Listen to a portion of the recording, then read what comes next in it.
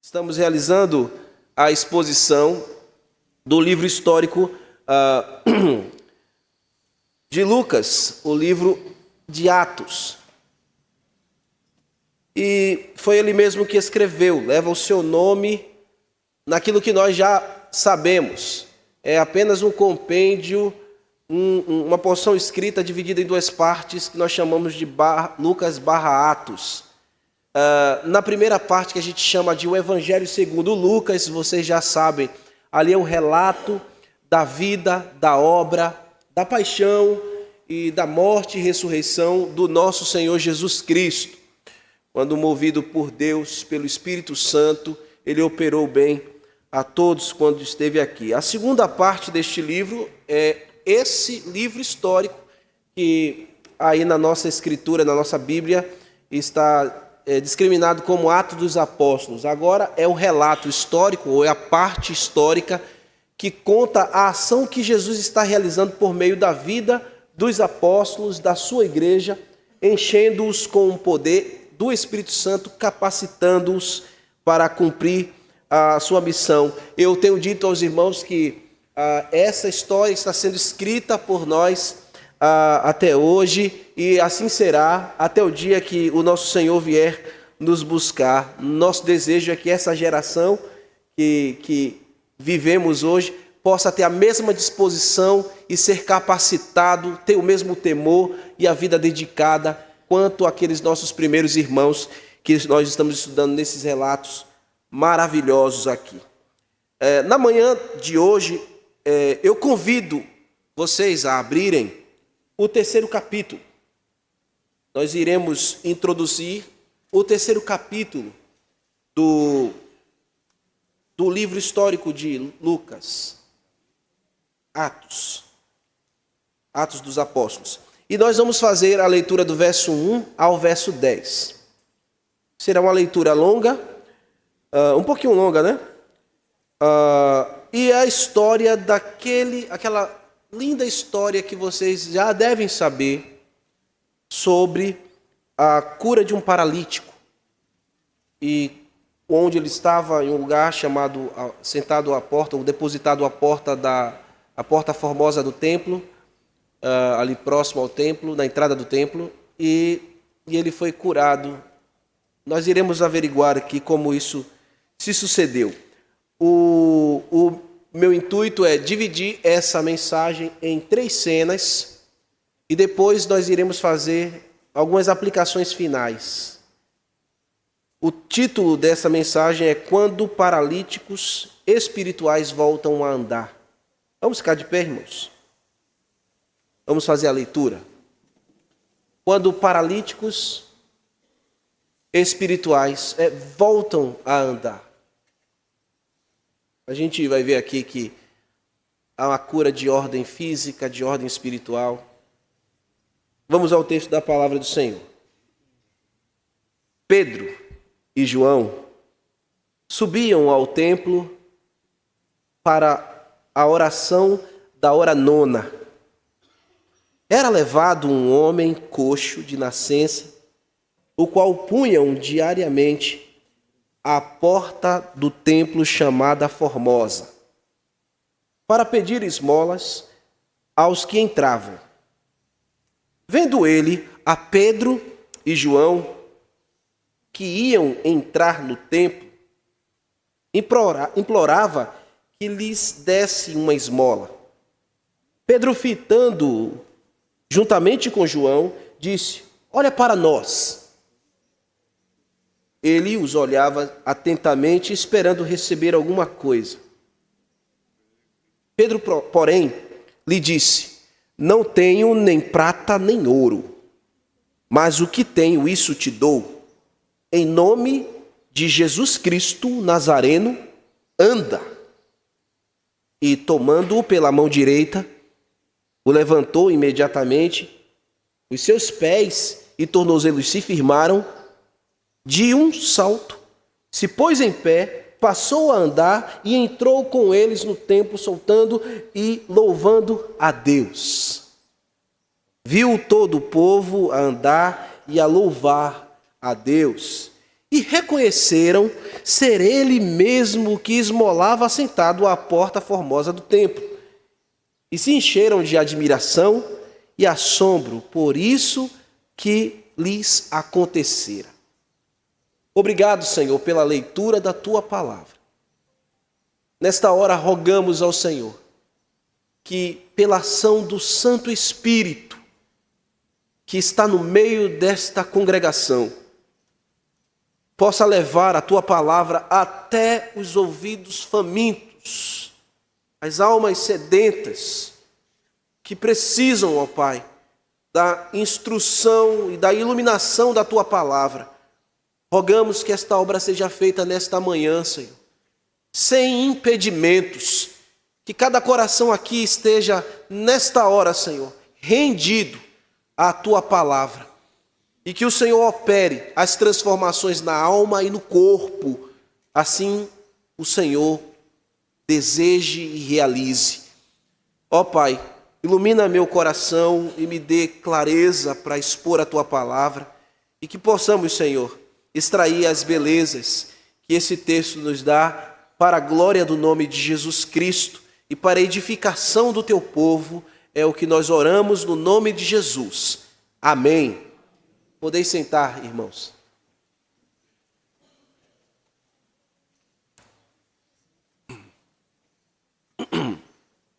A primeira cena que temos nesta narrativa já nos apresenta 3 personagens. 2 personagens que são coadjuvantes, mas que são importantíssimos na história. E um outro personagem que eu quero dizer que é o personagem principal, porque é nele que está agindo, é nele que está movendo-se o poder do Senhor de transformação e de mudança espetacular na vida. E por isso eu estou chamando ele de um personagem principal neste enredo aqui. Mas todos estão envolvidos do início ao fim. 2 homens com um propósito, que são estes coadjuvantes, e eles têm um propósito e eles têm esperança. E um homem que está sem propósito, que eu digo que é o principal, está sem propósito e sem esperança. Eu chamei esta cena de contraste, porque a vida de 2 personagens é completamente contrastante à vida deste outro, que eu chamei de principal, e não somente isso, a própria realidade contextual com que ele estava envolvido. Por que eu chamo de contraste? Há pessoas que têm propósito muito claro e definido na vida. Há outras pessoas que não têm propósito nenhum e esperança nenhuma. A vida é um contraste cíclico. A gente sempre vê isso acontecendo, meus irmãos. Permita-me tornar isso um pouco mais claro. Aqui no primeiro verso, olhem comigo, nós vemos esses 2 personagens coadjuvantes que são importantíssimos aqui no texto. Pedro e João subiram ao templo para a oração da hora nona. Pedro e João são os 2 personagens coadjuvantes aqui. São apóstolos. Eles são homens que têm um propósito. Você pode até me perguntar, cadê os demais apóstolos? Cadê os outros 10? Onde é que eles estão? O que eles estão fazendo?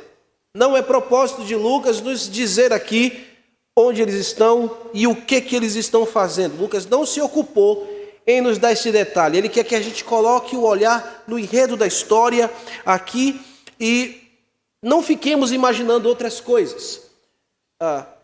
O fato é que Pedro e João, que são apóstolos daquele mesmo colegiado de 12 apóstolos, têm um propósito muito claro e definido. Eles foram juntos ao templo para dedicar orações. Eu já falei para vocês aqui em sermões passados que todo judeu piedoso, e João e Pedro são judeus, são cristãos judeus, convertidos ao Senhor Jesus. E todo cristão piedoso judeu, ele continuou aquela tradição de todo judeu piedoso de subir ao templo para fazer orações em momentos específicos. Então, haviam 3 momentos específicos na vida de todo judeu que servia ao Senhor, que eles dedicavam oração diária. Lembram de Daniel? Lá no livro de Daniel, que vocês não. Capítulo 6, versículo 10, a gente vê este homem do Senhor em uma outra terra, mas praticando a oração diária 3 vezes ao dia. Ele orava, se dirigindo ao templo do Senhor, que apontava a presença de Deus para a sua nação. E aqui mesmo no livro de Atos você vê relatos de Lucas mostrando esses tempos, estes momentos de oração. Você viu comigo lá no capítulo 2, versículo 15, quando houve a descida do Espírito Santo, o templo estava cheio, e aquela ali era a hora nona. Era a terceira hora. E essa terceira hora representava as 9 horas do dia. Eles estavam às 9 horas da manhã orando. Então, os judeus piedosos que foram celebrar aquelas dedicações que eu já falei para os irmãos aqui, eles estavam lá no templo ofertando e também orando às 9 horas da manhã. Esta era um tempo de oração que eles tinham. O outro momento de oração que a gente vê também aqui em Atos é no capítulo 10. Quando a gente chegar lá, a gente vai dar mais detalhes. Capítulo 10, verso 9, quando Pedro tem aquela visão que o Senhor diz a ele, mata e come. Naquele momento, Pedro estava orando na hora nona, que representava as 3 horas da tarde. Perdão, eu me passei aqui. Desculpa, deixa eu só retificar isso aqui. A hora não era a hora nona, não. Estou querendo chegar na hora nona, mas a hora era a hora sexta. Era a hora sexta, que era meio-dia, tá bom? Ao próximo de meio-dia, Pedro já estava orando, porque era a prática do judeu. Ele não estava no templo, ele estava em outra situação, mas ele estava orando também. E aqui, enfim, a hora nona, capítulo 13, verso 1, que era às 3 horas da tarde. Então, às 3 horas da tarde, Pedro e João subiram ao templo para fazer orações. E eu digo que eles tinham algo em comum, é verdade? Mas a própria vida deles era uma simbiose, vamos dizer assim, um ciclo comum. Eles sempre estiveram muito próximos, eles sempre estiveram muito íntimos. Se você for ver no relato lá dos evangelhos, o próprio Lucas diz que eles trabalhavam juntos. Pedro e João trabalhavam como sócios da pescaria. Então eles tinham uma empresa, ou trabalhavam juntos na pescaria. Eles também, curiosamente, por caminharem sempre juntos, o Senhor Jesus Cristo ordenou que João e que o próprio Pedro fossem aqueles incumbidos de prepararem a última ceia. A gente vê isso lá no capítulo 22 de Lucas, no verso 8. Tinham todos os 12, mas quem foi que o Senhor Jesus escolheu para que preparasse a última ceia? Justamente esses que andavam juntinhos, Pedro e João. E também aqui no próprio livro de Atos você vê que as viagens que eles faziam nos primeiros capítulos, eles estavam sempre juntos.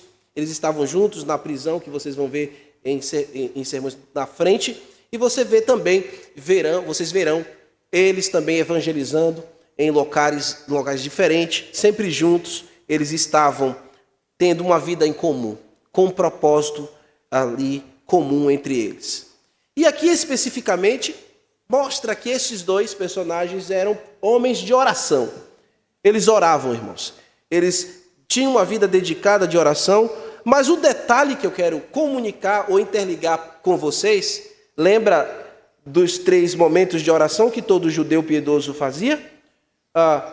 Pedro e João não estão fazendo a oração nas 3 horas da tarde por causa de um rito religioso apenas. Não é um ato meramente religioso, é porque eles tiveram o seu coração transformados. Eles estão orando porque eles ainda carregam essa boa tradição, mas eles não estão indo para ali por causa de um rito religioso. Eles estão indo porque têm um coração transformado e querem ter comunhão com o seu Senhor. Querem orar, querem falar com Deus. A vida, nós precisamos nos unir a pessoas assim. Viu, irmãos? A gente precisa ter pontos comuns com pessoas assim. Pessoas dedicadas a Deus, pessoas que têm propósitos, pessoas que têm a vida muito bem dirigida e, quem sabe, você fortaleça seus laços com pessoas que tenham este propósito e na vida vocês também possam ser dirigidos, assim como Pedro e como João foram sempre dirigidos pelo Senhor. E aqui na segunda cena, ainda aqui nessa primeira cena, nós temos o personagem da história principal que eu chamo. Veja o verso 2 comigo. Era levado um homem coxo de nascença, o qual punham diariamente à porta do templo chamada Formosa para pedir esmolas aos que entravam. Percebam que o texto não dá o nome dele. Você tem o nome dos dois personagens coadjuvantes. São importantes aqui na história. Mas esse homem que é o principal não tem nome. Por que ele não tem um nome escrito aqui? Por que Lucas não registrou o nome dele? Porque Lucas não conseguiu colher essa informação. Não, ele teria colocado. Mas por que ele não colhe esta informação? Ele não consegue colher essa informação, meus irmãos? A situação cultural daquela época, infelizmente, levava pessoas que tinham deficiências físicas serem desconsideradas. A gente até hoje luta com isso. A gente até hoje tem locais que não têm acesso para pessoas que têm limitações físicas. Mas naquela época aqui era muito pior do que nós vivemos hoje. Naquela época as pessoas eram realmente esquecidas. Pessoas que tinham deficiência física, elas eram estigmatizadas naquela sociedade cultural daquela época. Um povo extremamente vaidoso religiosamente, nacionalmente também se consideravam superiores a outros. Tinha esse problema lá em Israel, e quando eles se deparavam com pessoas com doenças ou com deformidades físicas, eles estigmatizavam aquela pessoa e diziam: esta pessoa aí é vítima de uma maldição, ela carrega uma maldição. Não era assim? Quando Jesus chegou em um local e viu um homem cego de nascença, o que os discípulos falaram? Pecou seu pai, pecou sua mãe para que nascesse assim? Jesus disse: não, foi para que se cumprisse a glória de Deus, a vontade de Deus. Lucas nos dá na narrativa que este homem, que era desconsiderado, era coxo de nascença. Em outras palavras, ele saiu do ventre da sua mãe nessas limitações extremas físicas. Ele nasceu com essa dificuldade. A expressão grega que Lucas utiliza aqui para o termo coxo é o termo grego krolos, que significa aleijado, manco e paralítico. Eu sei, são expressões fortíssimas para o mundo que vivemos hoje. Este mundo do politicamente correto, que a gente precisa suprimir algumas verdades, ou que somos, na verdade, tentados a suprimir algumas verdades e não comunicar verdades por causa de um politicamente correto. Para este mundo que nós vivemos do politicamente correto, expressões como estas que eu acabei de ler, cujo termo original assim coloca no texto, aleijado, coxo, paralítico e manco, é tomado dentro dessa sociedade que nós temos como pejorativa e pesada. Lá no passado, na prática, eles eram desconsiderados. Aqui nós queremos considerar, mas nós não queremos enxergar a realidade. Então o politicamente correto faz isso, infelizmente. Não há problema nenhum de a gente olhar a realidade, encarar a realidade e cuidar. Mas o politicamente correto faz isso. Quer tornar pejorativo uma realidade. Quer tornar pesada aos ouvintes, aos ouvidos e atenuar realidades. E assim classificam essas pessoas, dentro do politicamente correto, como pessoas de condições limitadas. Pessoas de condições físicas limitadas, como este homem que nós vemos aqui em Atos. Pessoa com deficiência física ou portador de deficiência motora. Isso tudo bem, é aceito. Mas Lucas não está aqui dentro de um politicamente correto. No politicamente correto que nós vivemos, muitas coisas viram subjetivas. Muitas coisas perdem realmente a sua comunicação, porque esta ideologia perniciosa se ocupa de fazer isso. Você quer ver um exemplo? O próprio pecado, o termo pecado no nosso tempo de hoje, do politicamente correto, hoje se tornou algo relativo. O que é pecado para mim pode não ser pecado para você que está me ouvindo. E isso já é um reflexo direto e impregnado numa sociedade do politicamente correto. O mundo olha o pecado hoje como o quê? Como um transtorno. E diz que não é mais pecado aquilo, que é um transtorno, que é uma ideologia de gênero. Mas para o Senhor é pecado. É pecado manter relações homem com homem e mulher com mulher. Mas a ideologia do politicamente correto, dentro do que se chama ideologia de gênero, chama isso como uma coisa natural. E coloca um outro nome, atenuando a realidade, mas na verdade é crua na palavra de Deus. E Lucas não está aqui para fazer isso, para chamar pecado de transtorno, como o politicamente correto assim o chama. Também ele não está dizendo que aquele homem está aleijado porque ele foi um pecador. A gente não tem informações com relação a isso.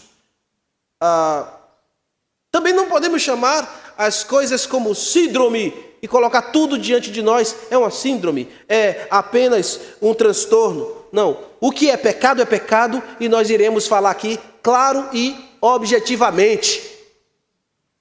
Lucas, nessa narrativa, está falando a realidade deste homem, que ele quer comunicar aos leitores como ele era e o que ele sentia também. Uma limitação física, sim, mas desde o ventre de sua mãe. E uma vez que este era paralítico, não havia mais esperança para ele. O seu destino estava selado diante daquela sociedade que eu estou dizendo para vocês, tão religiosa e tão insensível também. Eu sei que não era uma coisa generalizada. Existiam pessoas que se compadeciam também naquele tempo, mas a realidade daquele homem era o quê, queridos? Era ser colocado diariamente à porta daquele templo para que ele pudesse receber alguns donativos, qualquer forma de ajuda, algumas pequenas moedas. Aquele homem era colocado naquele lugar específico, como Lucas diz aqui, à porta do templo, chamada Formosa, para pedir esmola aos que entravam. Quero fazer aqui, trazer uma informação que eu acho importante. Por que a porta formosa? Sim, porque era bela. A expressão aqui no grego comunica isso. Beleza, formosura. E Lucas capturou essa realidade porque todos que olhavam para aquele portal específico dizia horai. Era a expressão grega. Bela, formosa. A formosura e a imponência deste portal onde este homem era colocado era realmente suntuoso, irmãos. Era, segundo o historiador Joséfo, que é um historiador judeu antigo, ele registra no seu livro que aquela porta ela possuía uma altura, olha a exuberância da porta, 20 metros de altura, 23 metros de altura. Imagina, Leona Lisa até olhou para cima aqui agora. 23 metros de altura e 20 metros de largura, irmão. Então era suntuosa. E não somente isso, irmãos. As pessoas olhavam aquilo e diziam belo, porque ela ainda era composta por uma liga metálica, que era um bronze chamado bronze corinto, que tinha brilho e era tão refinado que em muitos casos era mais caro do que o próprio ouro. Então era algo realmente valioso, algo suntuoso naquela época, e todos olhavam para aquilo, mas há um contraste aqui. Diante dessa formosura, exuberância, imponência e riqueza, tem um homem pobre, logo colocado à porta. Um homem limitado, impotente. Que contraste aqui entre a exuberância e a beleza colossal desta porta ou deste portal. Eram, na verdade, 10 portas de acesso. E a porta formosa era a que dava acesso ou entrada para as mulheres e os gentios. E ali está um homem colocado e a sua rotina era a mesma, irmãos. Veja aqui o verso 3. Vendo ele a Pedro e João que iam entrar no templo, implorava que lhes desse uma esmola. Para aquele homem pobre, que em uma cultura, como eu já disse, desprezava o incapaz, poderia ele mesmo ser chamado de um João ninguém. Estou fazendo aqui um trocadilho, né? Um João ninguém. Só que não tem nada. E esse homem que podia ser chamado um João ninguém, não temos nome, mas um João ninguém, ele olha os apóstolos que vão cruzar aquela porta. E quando ele vê os apóstolos cruzando aquele portal magnífico, o que ele vai fazer? Ele vai fazer o que ele sempre fazia. Ele lá sabia quem era João e Pedro. Para ele era mais um transeunte que estava ali para dar mais uma oportunidade de ele receber algum donativo. Aquele homem não foi deixado naquela porta à toa. Aquela porta era uma porta especial, vocês sabem. Mas também muitas pessoas passavam por ela. E porque dar esmola era uma tradição também judaica, ele estava colocado no lugar para receber misericórdia de algumas pessoas. A palavra esmola que aparece aqui no texto, eimolense, no grego, ela significa, a expressão da palavra, misericórdia, compaixão e piedade. O significado da palavra é esse: compaixão, misericórdia e piedade. Ele esperava, ou presumidamente, o que esse homem mais precisava? O que ele mais precisava era de compaixão, misericórdia e piedade. Ele estava ali e recebia moedas, ou algum alimento, alguma coisa que expressava alguma compaixão de algumas pessoas. A esmola ali era apenas um dinheiro, mas ela não tinha condição e poder de transformar a vida daquele homem. Em outras palavras, no âmago da expressão aqui, o que ele mais precisava era ser olhado com um olhar de compaixão, olhar de misericórdia e um olhar redentivo. Porque esmolas que eram dadas a ele sempre por muitos transeuntes, como eu estou dizendo para vocês, nunca mudou a vida daquele homem. Então veja aqui a segunda cena. Na segunda cena, que consta dos versículos 4 ao versículo 6, eu chamei de velha expectativa superada. Este homem estava ali para receber mais uma moedinha, ou mais uma esmola. E ele lá imaginava que aquela rotina seria quebrada. E de uma forma maravilhosa. Veja comigo o verso 4. Quando Pedro foi entrando, mais João. Vejam a imagem, desenhem a imagem com vocês. Pedro e João estão no seu coração às 3 horas da tarde, subindo ao templo para fazer o quê? Orar. E ele vai passando.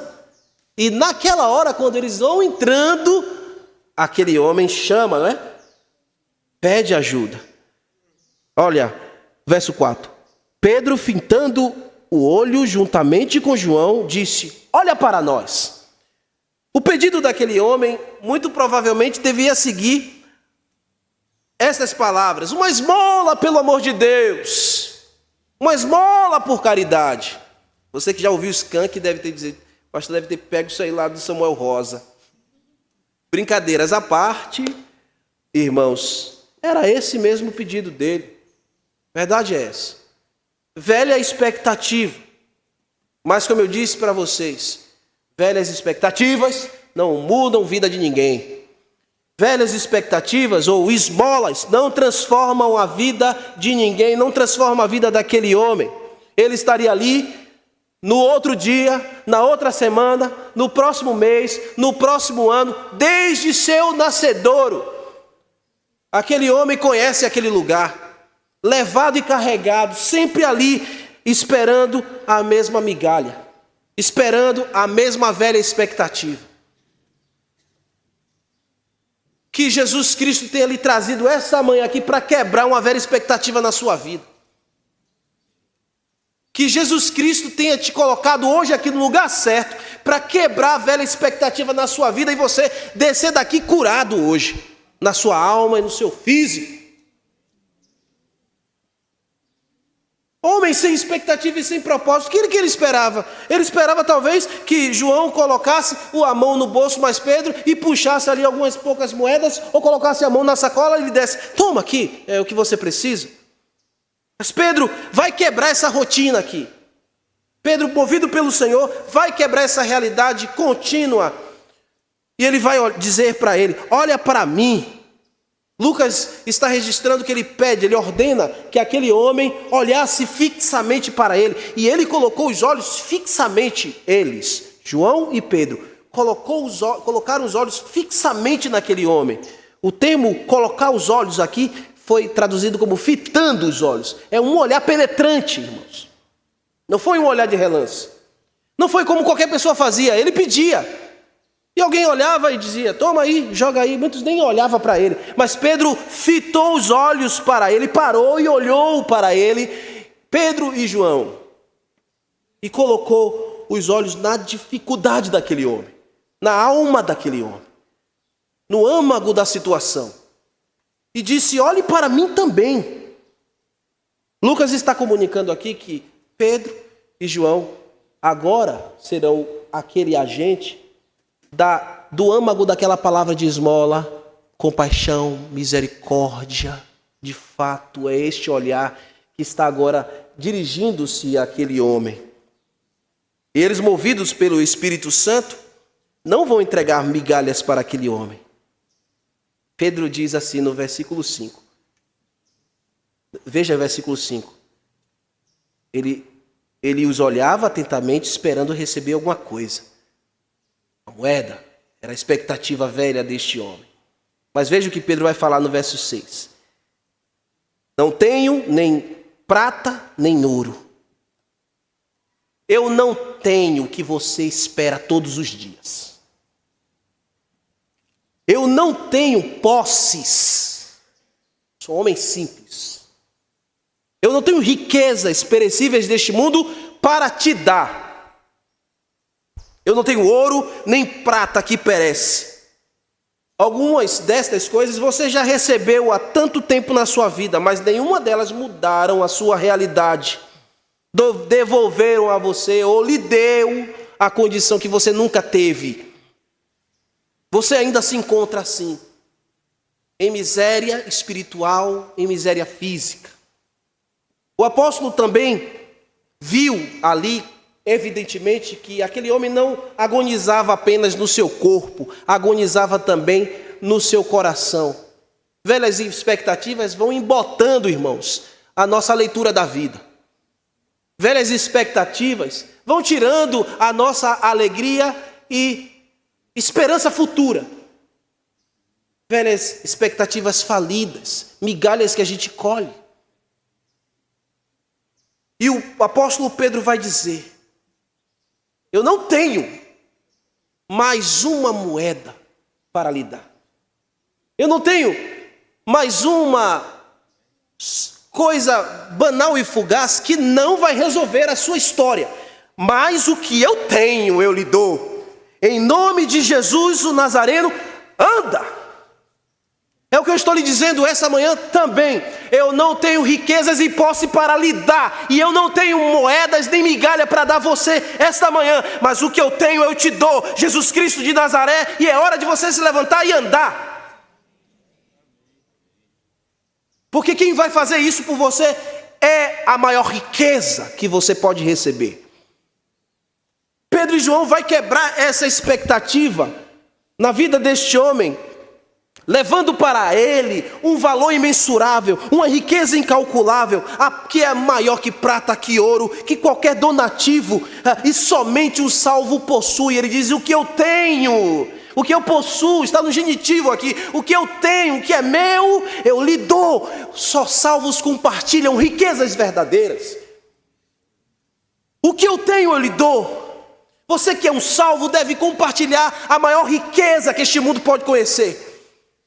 O que eu tenho eu lhe dou, valor incalculável, é Jesus Cristo Nazareno, a riqueza incalculável que Pedro tinha para dar àquele homem, e que poderia mudar, e que é poderoso para mudar a vida de qualquer homem, qualquer paralítico. E é o que vemos aqui na última cena, que eu chamei de cura inusitada, alegria, louvores e espanto. Cura inusitada, alegria e louvores a Deus e espanto. Veja o verso 7. E tomando-o pela mão direita, Pedro falou isso. Pedro evocou o nome de Jesus, mas tomou-o pela mão direita e levantou imediatamente os seus pés e tornozelos se firmaram. E de um salto, verso 8, se pôs em pé e passou a andar. Meus irmãos, foi um verdadeiro milagre isso aqui. Talvez a gente não consegue ver o impacto disso aqui, mas foi realmente impactante. Aquele homem anteriormente atrofiado, desde sua infância, ele recebeu saúde e vigor instantaneamente.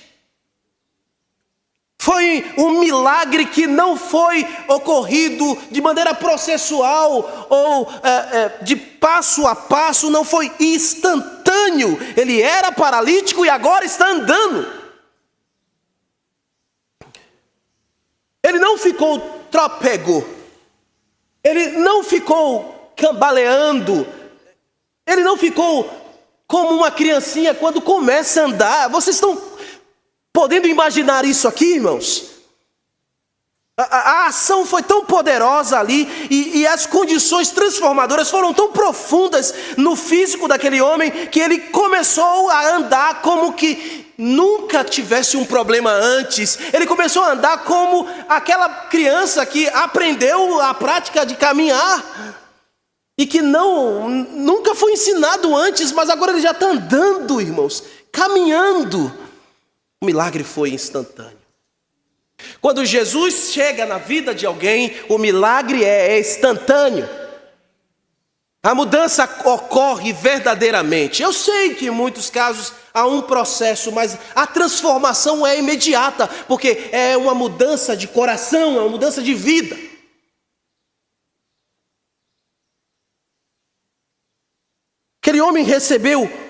Aquele homem que era coxo, ele recebeu o poder de Deus em sua vida, quando o nome de Jesus foi evocado.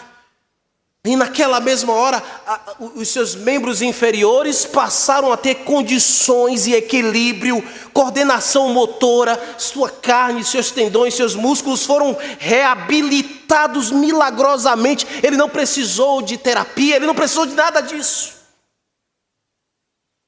Foi um verdadeiro milagre, repito.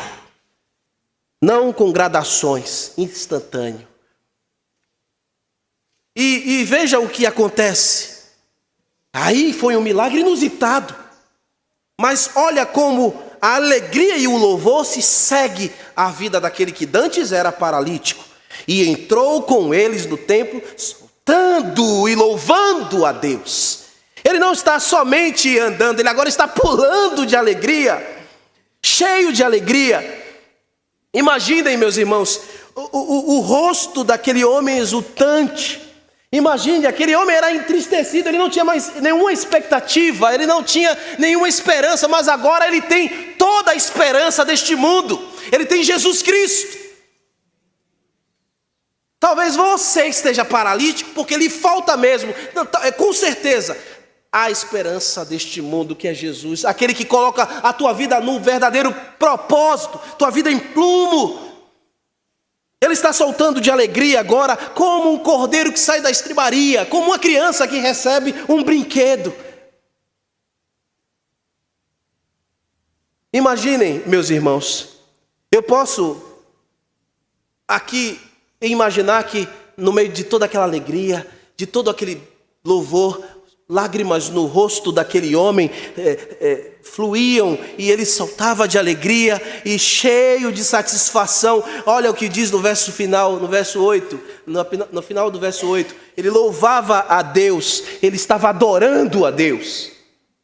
A alegria no seu coração por ter vivido um grande milagre está fluindo do seu interior, suas palavras, ele está louvando a Deus, ele está exaltando o Altíssimo. Isso aqui é um reflexo de que o seu interior também foi alcançado. Lembram de 10 homens que foram curados?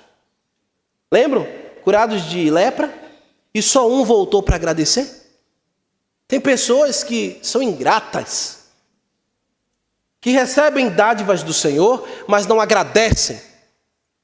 Tem pessoas que são livres de um acidente automobilístico, por exemplo, e são incapazes de vir curvadas ao Senhor e agradecer pelo livramento da morte. Levam a vida sem propósito, continuam, mas a mão de Deus livrou. E eles não consideram. São como aqueles 10 leprosos, aqueles 9 leprosos. Um voltou. Esse homem entrou no templo para agradecer. E para adorar, e para louvar, e para dizer porque o coração dele foi alcançado como aquele único dos 10 foi alcançado. Deus faz bem a muitos homens neste mundo. Deus livra muitos homens deste mundo. E cada um de vocês aqui tem uma história de livramento. Precisamos voltar para louvar e agradecer. E aquele homem está agora fisicamente curado e também espiritualmente liberto. Ele está louvando as grandezas de Deus, muita alegria do seu interior. Aquele mendigo que estava à porta de um lugar esplendoroso, agora está à porta apenas, agora ele está lá dentro. Não levado por ninguém, não foi carregado nem por Pedro e nem por João. Ele foi com as suas próprias pernas e gritando com brados de louvores a todos que estavam ali para ouvir. E eu posso acreditar que ele dizia: Jesus Cristo me curou, Jesus Cristo me salvou. Minha esperança foi devolvida. Eu fui restaurado. E todos puderam ver, irmãos, aquilo. Todos puderam ver com muito espanto. É o que diz no verso 9 e 10. Viu todo o povo a andar e a louvar a Deus. E reconheceram ser ele o mesmo que esmolava, assentado à porta formosa do templo. E se encheram de admiração e assombro, pois por isso que lhes acontecera. Nunca mais aquele homem vai estar àquela porta. Ele agora vai estar lá dentro orando. Ele volta para casa hoje não carregado. Ele volta caminhando liberto. Que você volte para casa hoje não carregado com as mesmas velhas expectativas, desgraçadas expectativas, mas libertos hoje e andando com o rosto erguido, alegre e exultante por haver alcançado a vida em Jesus. Tudo isso provocou o espanto, porque o milagre foi realmente indizível. O milagre foi grande, irmãos. As pessoas vão se espantar com o que Deus vai fazer da sua vida se você hoje se arrepender dos seus pecados.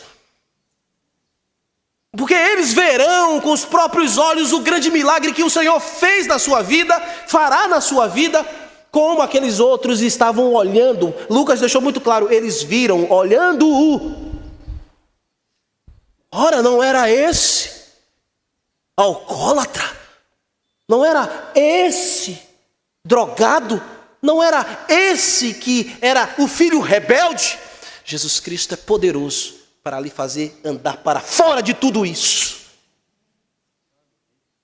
Mas eles também vão ouvir que você vai louvar a Deus. Você vai dizer: quem foi que fez isso que você está vendo? Foi Jesus Cristo de Nazaré. Jesus Cristo de Nazaré, irmãos, continua fazendo milagres ainda hoje. Exposto o texto, deixe-me caminhar para as minhas palavras finais. Eu quero fazer 2 aplicações aqui para vocês. O que você pode oferecer neste mundo? O que você pode dar a este mundo que agoniza, paralítico nos seus pecados? O que você pode dar aos pedintes desta vida que você cruza todas as manhãs, todas as tardes? Quando você passa pelos portais esplendorosos dessa vida, o que você vai dar a eles? Que não seja migalha, que não seja um esmola. Porque eu disse para vocês, esmolas são as expectativas do mundo. Mas o que temos para dar a essas pessoas é muito mais do que simples recursos materiais. É o que muda e transforma a alma de um homem. É que dá dignidade à vida, à existência, e que leva aquele indivíduo ao verdadeiro propósito. O que você tem para dar, o que eu e você temos para entregar andando neste mundo. Somos como Pedro e João. Deus nos enviou a este mundo, irmãos, e eles estão agonizando, eles precisam do Evangelho, eles precisam de Jesus de Nazaré, que você já tem, que você já possui, e você precisa olhar para eles com um olhar fito de amor e de misericórdia e dar a eles, não migalhas. Mas sabe quando é que você dá migalhas? Quando você não oportuniza, quando você tem a oportunidade de falar da graça de Jesus para esse teu parente, para esse teu filho, para esse teu amigo, e você não o faz. Você conversa de jogos, você conversa de séries, você conversa de tanta coisa, mas a maior riqueza você furta esta pessoa de receber. Você só está dando migalhas. Mas você tem a maior riqueza. Acabe com isso e dê Jesus Cristo de Nazaré a todo paralítico espiritual que precisa andar. É o evangelismo que a igreja está sendo chamada nas reflexões a Atos. O que temos para dar a este mundo é a maior riqueza que o mundo pode receber. Porque todos aqueles que receberam, deu-lhes o direito de serem chamados filhos de Deus. Pedro não está dizendo que a cura foi feita por ele, por João. Não é João, Maria, José, ninguém. É Jesus Cristo de Nazaré. Não são pastores, não são apóstolos, pseudos profetas, pseudos apóstolos deste mundo que vendem uma falsa cura. E que você ouve falsos relatos. E que apenas coloca nos holofotes o nome de uma denominação. Não, quem muda a vida e a história de alguém se chama Jesus o Nazareno. Há muitos aleijados espirituais de nascença. Nós vimos um aqui no relato, nascido desde o ventre de sua mãe. Mas eu e você já fomos também paralíticos, nascidos nesta paralisia do pecado. Eu e você, irmãos, estávamos também atrofiados nesta vida quando a misericórdia de Cristo nos alcançou. Sim, o pecado aleijou a humanidade e colocou ela em uma situação miserável e pedinte. E quando estávamos ali, aleijados em nossas deficiências, anulados, desprezados, indignos, sem esperança e propósito, no nosso cansaço e na nossa fadiga, o que mais nós queríamos, cegos, sem entender nada, era que alguém acalentasse nossas dores. Queríamos apenas migalhas. Até que um dia alguém nos trouxe a maior riqueza, alguém nos falou de Jesus. E as nossas escamas caíram, os nossos ouvidos foram abertos, a nossa surdez foi rompida. Então o Espírito Santo agiu em nosso coração e o aleijamento espiritual foi embora. E saltamos na sua presença. Quando nós reconhecemos que o sacrifício do Filho de Deus na cruz daquele Calvário foi definitivo para nos pôr em liberdade. E nós, quando ouvimos essa mensagem, corremos para nos esconder na cruz de Jesus. E estamos até hoje agarrados a ela, abrigados a Jesus, que é a nossa maior riqueza, que nos tirou da miséria, nos tirou dos portais suntuosos desta vida e nos convidou a entrar pelos portais eternos. O Senhor fortaleceu o tornozelo daquele homem, e Ele fortalece tornozelos espirituais hoje também, e pode firmar a sua vida hoje em sua fé, na sua graça salvadora, na esperança para que você tenha um propósito de vida. Sim, meu irmão, um aleijado neste mundo precisa não de moedas, migalhas, eles precisam da cura, eles precisam do antídoto, eles precisam de Cristo. Pedro e João entregou o que aquele homem verdadeiramente precisava. O que é que você vai entregar? Você tem que dar o que realmente o mundo precisa. Eles precisam ouvir a mensagem do Evangelho, eles precisam encarar as suas reais condições, e não estamos aqui para apregoar o politicamente correto. Temos que estar aqui para dizer que o pecado existe, mas há solução em Jesus. Porque eles estão debilitados, eles estão incapazes numa doença mortal. Jesus Cristo é a saúde do corpo, Jesus Cristo é a saúde da alma dos incapazes. Jesus Cristo é a cura para os transtornos que nós dizemos que é pecado. Jesus Cristo é aquele que tira o paralítico dos seus pecados. E Ele faz isso com todo o poder. Como eu disse, pecado, doença maldita, tem a solução. E o antídoto é Jesus. Você que se encontra debilitado no seu pecado, você que se vê incapaz de sair dessa situação por si mesmo, você não vai conseguir fazer. Mas olhe agora firmemente para Jesus Cristo e fite os seus olhos no seu Senhor, no seu Salvador. Ele pode sim ser hoje o seu Senhor e o seu Salvador, e Ele vai lhe tirar dessa condição que você está. Mas há pessoas que rejeitam a mensagem.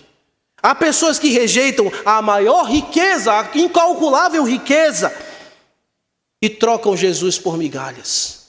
Não faça isso hoje. Aquele homem não trocou Jesus pelas migalhas.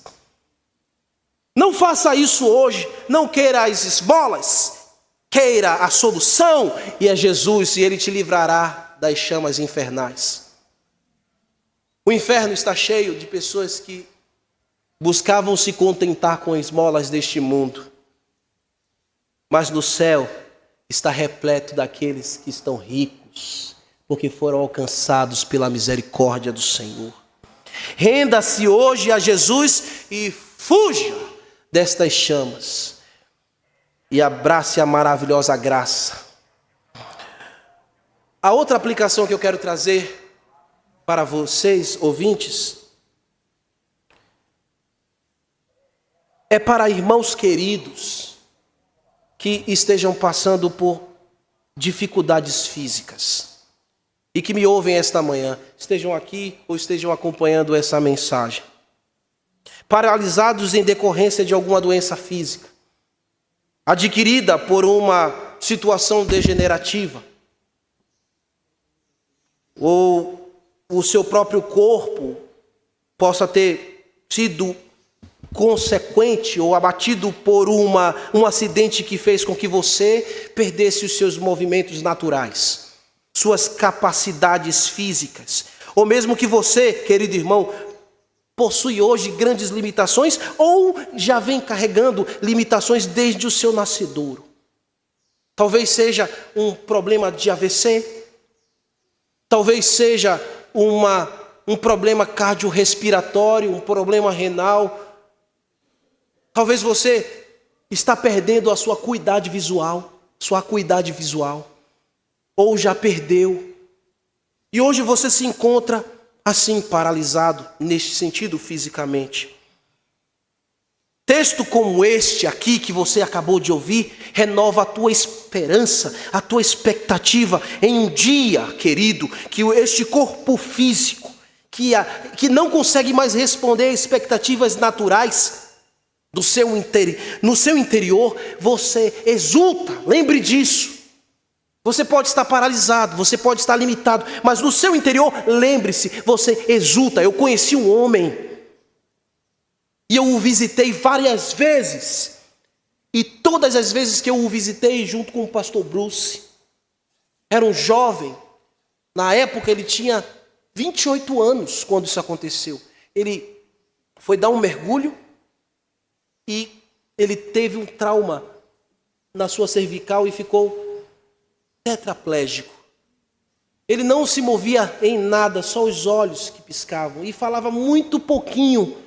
Mas todas as vezes que chegávamos lá para cuidar dele, para limpar ele, para virar ele, para tirar ele e botar na varanda, eu e o pastor Bruce, e outros irmãos que já foram, ele sempre dizia: estou muito melhor do que eu mereço. Oh, irmãos, a sua esposa o abandonou. E ele tinha uma filhinha que estava ali com ele e sua mãe idosa lutando para cuidar dele.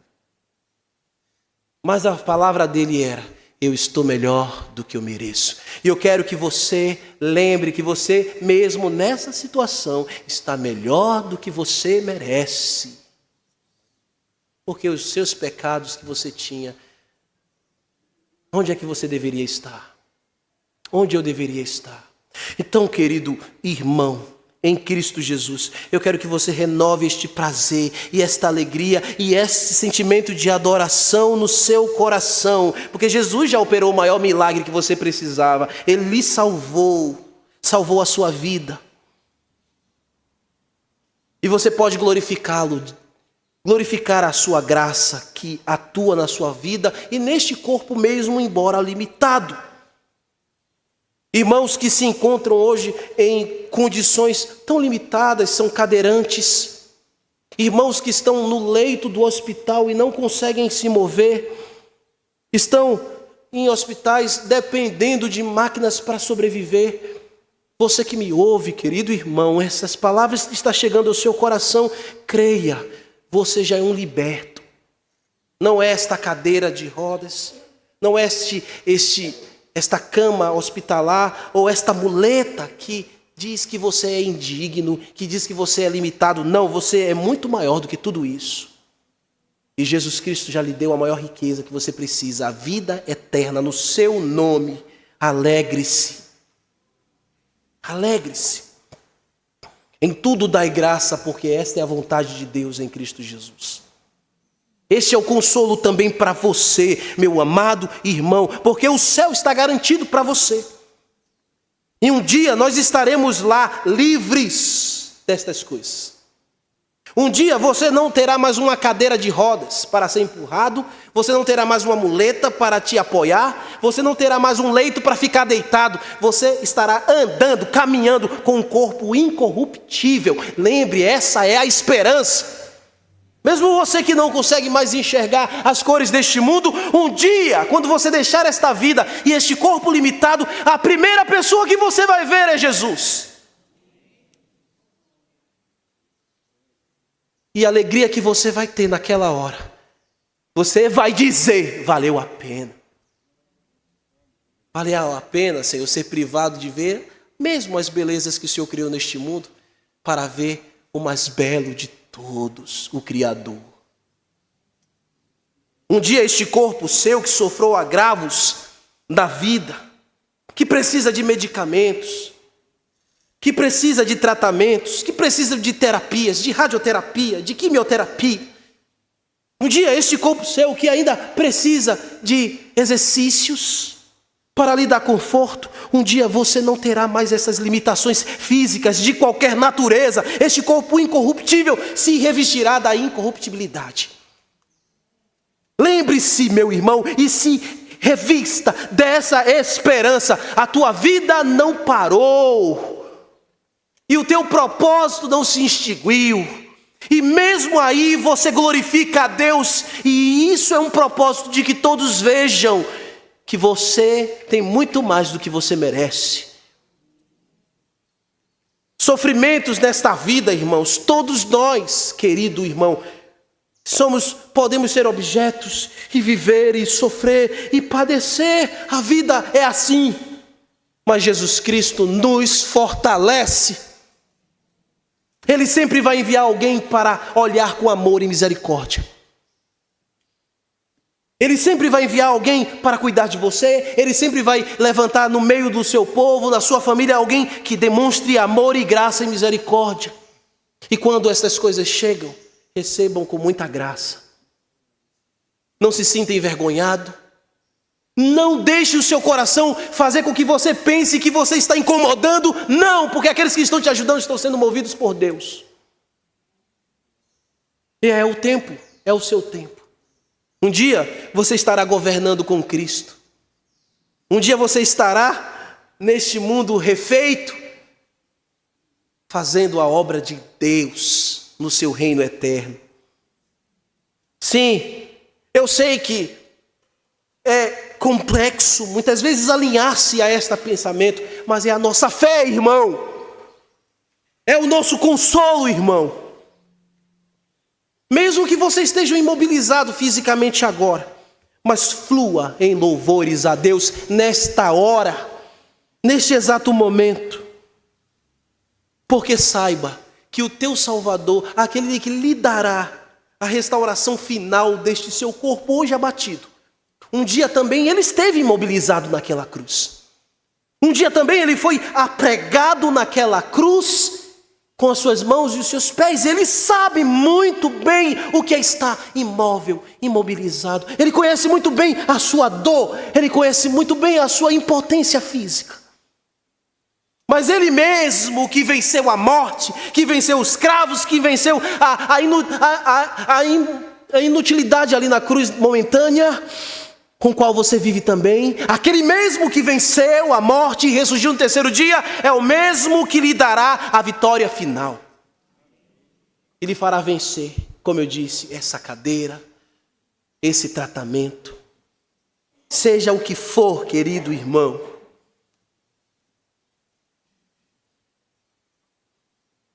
Então você não é vítima do acaso, mas da graça de Deus. E se porventura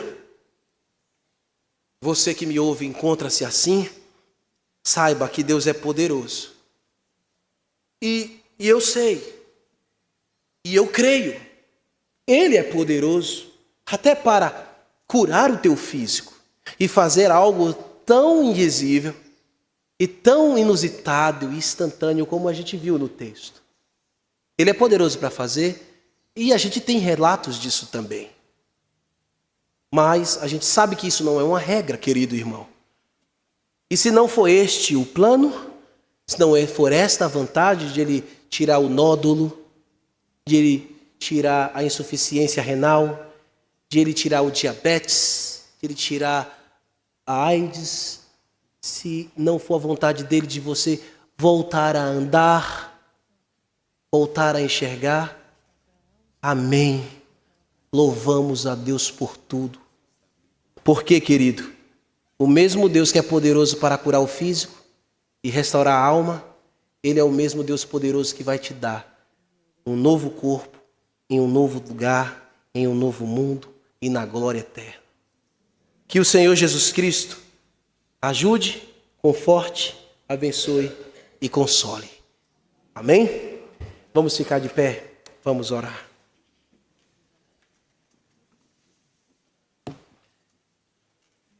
Obrigado, Senhor, pela Tua palavra. O Senhor é tudo que nós precisamos. Por isso, como as palavras daquele irmão, estamos na situação aqui muito melhor do que nós merecemos. Obrigado, Senhor. Obrigado por esse relato de Lucas que Ele nos deixou e nos ajude, Senhor, a cumprir a nossa missão. A entregar a este mundo o maior valor e riqueza, que é Jesus Cristo. E aos irmãos que precisam administrar a vida com limitações físicas, renove-lhes o vigor espiritual para que continuem proclamando as virtudes de Jesus Cristo, que um dia nos dará um corpo pleno e livre de toda limitação. Aplica, Senhor, esta palavra no nosso coração, para a glória do nome de Cristo.